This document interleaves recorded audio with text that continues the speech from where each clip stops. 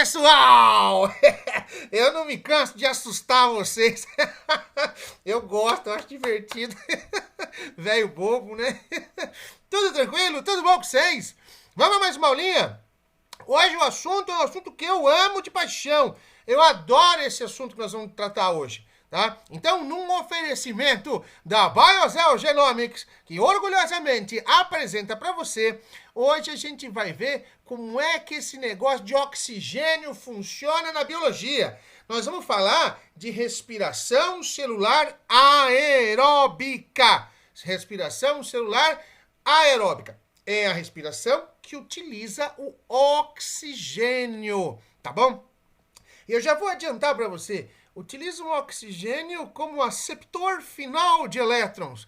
Puta, Zé, que merda é essa? Relaxa, calma, não precisa apavorar. Nós vamos discutir isso ao longo das nossas aulas de vídeo. Pode ficar tranquilo, tá bom? Só lembrando, o oxigênio tem um papel fundamental no processo. No entanto, é só uma pontinha do filme, viu? É só uma pontinha, mas se não tiver essa pontinha no filme, você não entende o roteiro. Aqui é a mesma coisa. O oxigênio tem um papel fundamental, tá? Mas ele, assim, é só um tiquinho de todo o processo. Tudo bem? Então, vamos lá, vamos começar. Então, introduzindo o assunto em vocês.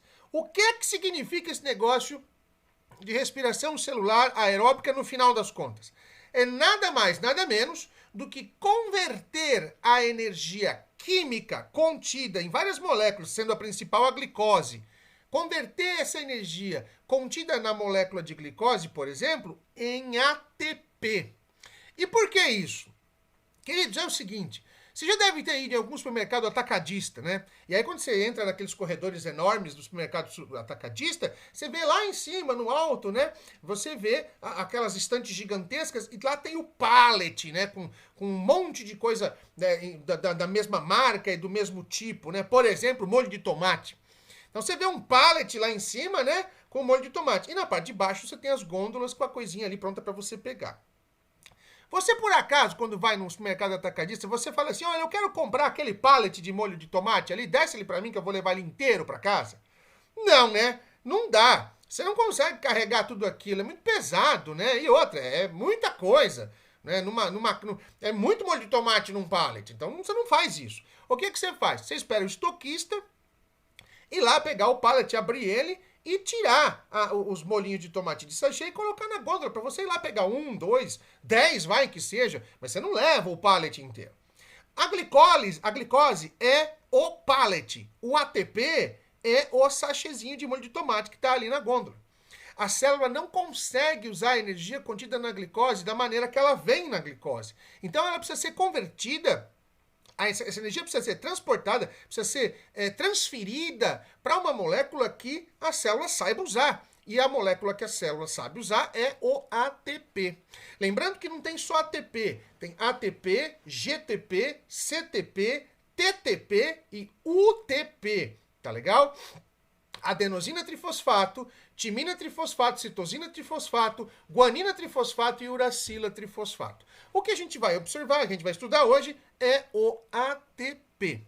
Como eu já tinha falado para você no comecinho da aula, o oxigênio só é utilizado como aceptor final de elétrons. Num processo, nós vamos ver mais para frente, chamado cadeia de transporte de elétrons. O papel dele é fundamental, mas é pequeno, é uma pontinha. É a última coisa que acontece e é assim bem pouquinho, bem porqueirinha mesmo. Só que se não ocorrer a acepção de elétrons pelo oxigênio, formando água, você morre, tá? Você morre. Ou seja, sem oxigênio você está perdido, você precisa de oxigênio. Quem faz respiração celular aeróbica? Todo mundo que usa oxigênio. Quem precisa de oxigênio faz respiração celular aeróbica. E quem precisa de oxigênio a gente chama de aeróbico. Aeróbico. Bom, qual é a organela necessária para a realização da respiração celular aeróbica? É a mitocôndria, quando a gente fala de eucariontes. E é uma estrutura, não uma organela, chamada mesossomo, que realiza a respiração celular aeróbica nos procariontes, nas bactérias. Então, você e eu usamos mitocôndria para fazer respiração celular aeróbica. As bactérias usam o mesossomo. De novo, frisando, o mesossomo não é uma organela. O mesossomo é um prolongamento da membrana celular das bactérias, tá? É um prolongamento para dentro, é uma invaginação.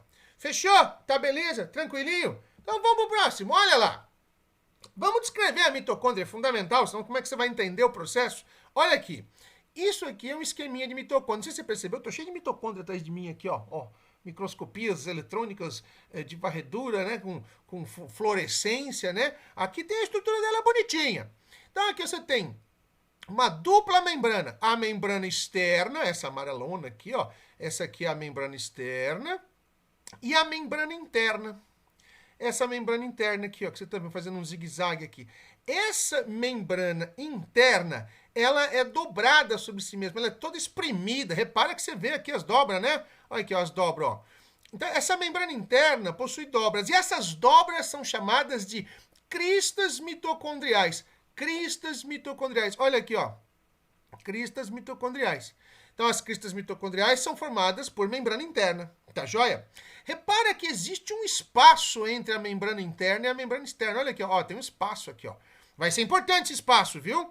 O espaço intermembranoso ou espaço intermembranas, tá bom? E dentro da membrana interna, a gente tem aqui um líquido lotado de moléculas proteicas, de ATP, de glicídio. Puta, tem de tudo aqui, né? E lógico, o ambiente aqui é formado por um solvente chamado água, né? Então aqui é lotado de água. Esse espaço interno aqui, dentro da membrana interna, a gente chama de matriz mitocondrial. Matriz mitocondrial. Então vamos lá. Membrana externa, membrana interna, entre as duas, espaço intermembranas. A membrana interna forma as cristas, que são suas dobras, são suas invaginações. E dentro da membrana interna, a gente tem a matriz mitocondrial, né? O líquido lotado de substâncias químicas. Mais uma coisa importante de se lembrar a respeito da mitocôndria.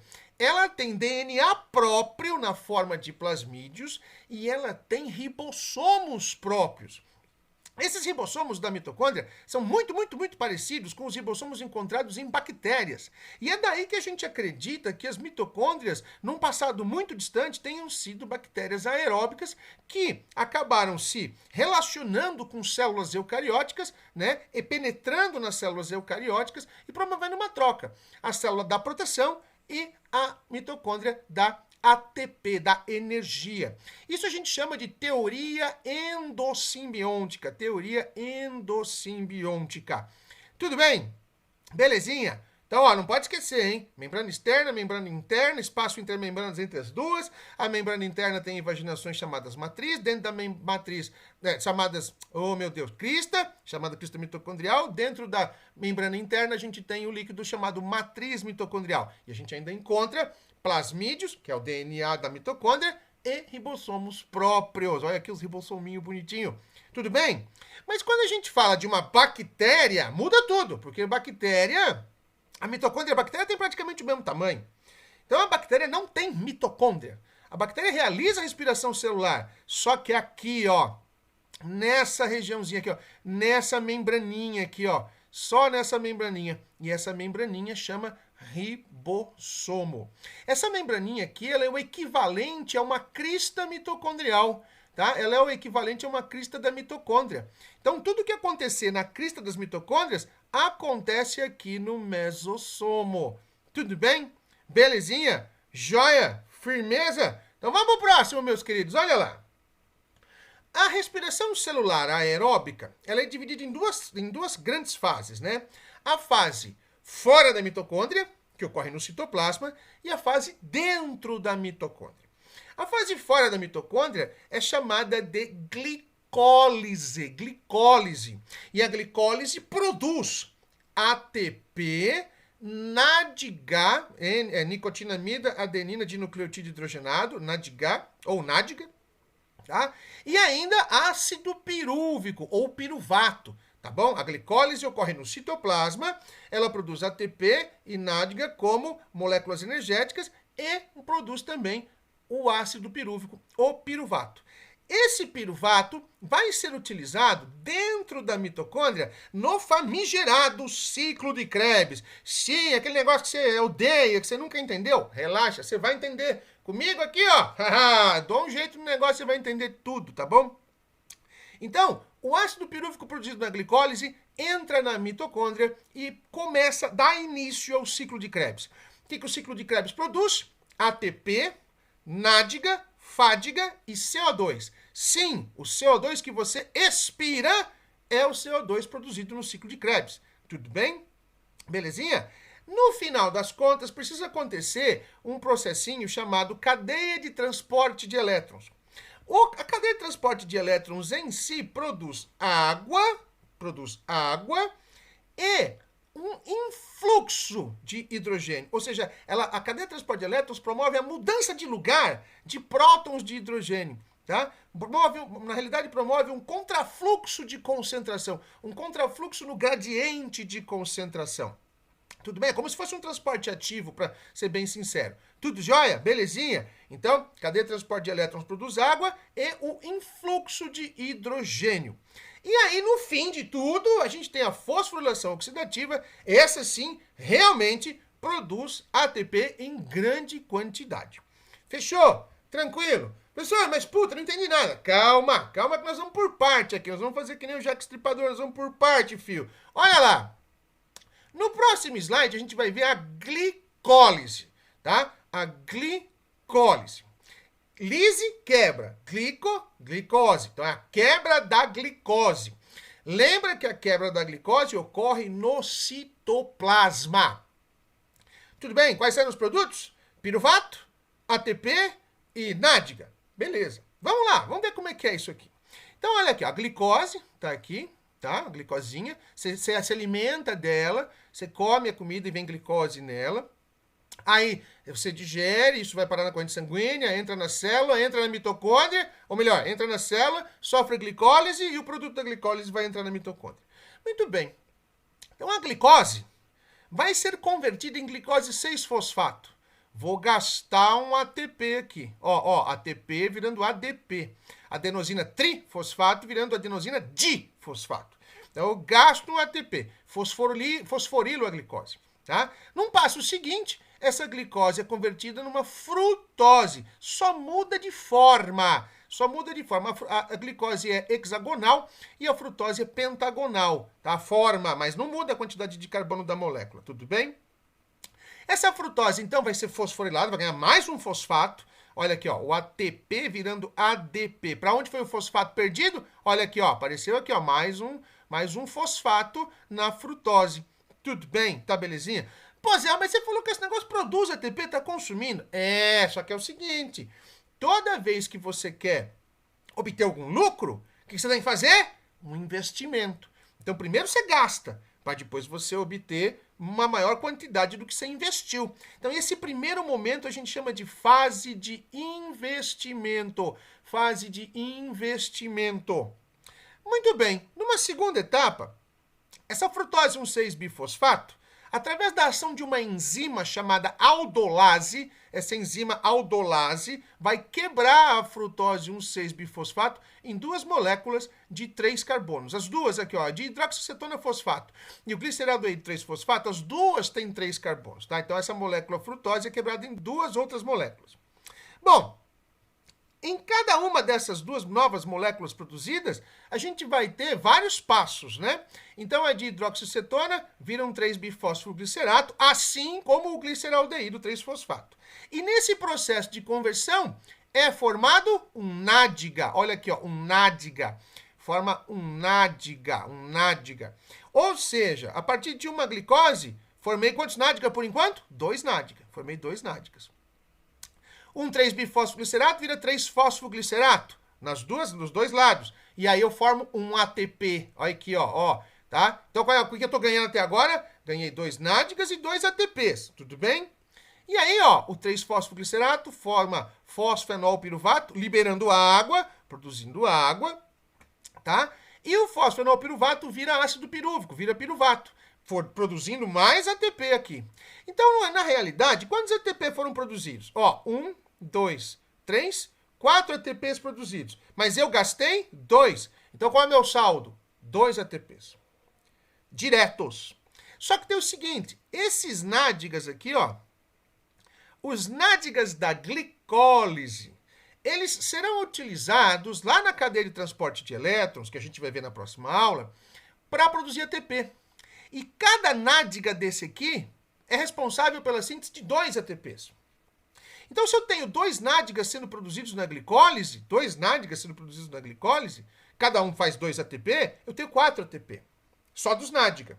Só que aqui é indireto, né?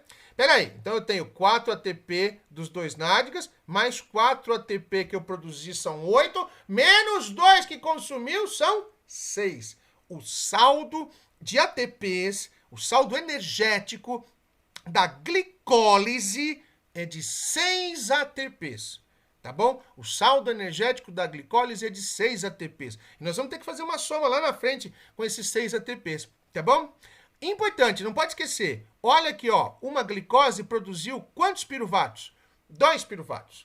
Esses piruvatos serão usados no ciclo de Krebs. Então, uma glicose é responsável por 2 ciclos de Krebs, já que o ciclo de Krebs usa 1 piruvato por vez. Então, a gente vai ter, por glicose, 2 ciclos de Krebs. O ácido pirúvico, ou piruvato, vai ser utilizado na glicólise, no ciclo de Krebs, para a produção de nádiga, fádiga e ATP. Tudo bem? Tá tranquilo? Não é difícil, vai. É susto, é gostoso, é legal esse assunto. Eu adoro isso daqui. Bom, era isso que eu tinha para dizer para vocês nessa aulinha de hoje. Até a próxima. Um beijo enorme no coração de vocês, do velho barbudo chamado Zéu. Até, queridos. Tchau para vocês. Falou, beijos, beijos.